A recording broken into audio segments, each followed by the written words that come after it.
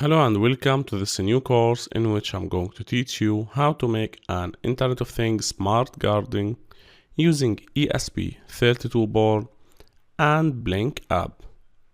This is Ashraf from Educational Engineering team.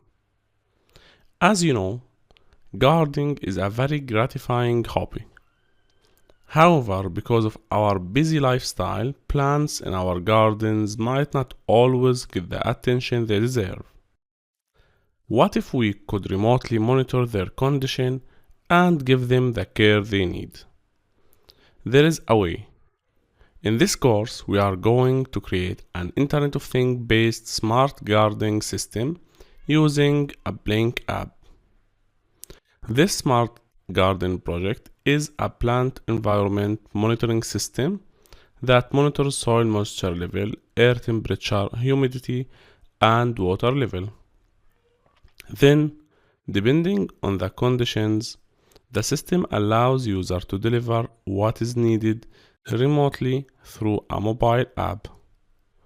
Moreover, the system can be scaled and expanded to automate the entire gardening process. I'm sure that you will enjoy this course content, and at the end of this course you will get a lot of knowledge on ESP32 and how to turn any project into a smart project. Now let's talk about what you will learn in this course. First, you will learn how to create an Internet of Things garden using ESP and Blynk app. Then we'll talk about the working principle behind this and how to connect the hardware components. After that, we will cover what is Blynk app and how to use it to control your project smartly, and how to code your ESP to read and send sensor data via web interface.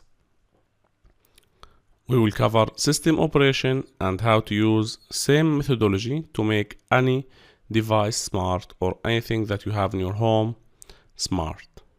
It's a very easy process and we are going to explain it in a step-by-step manner.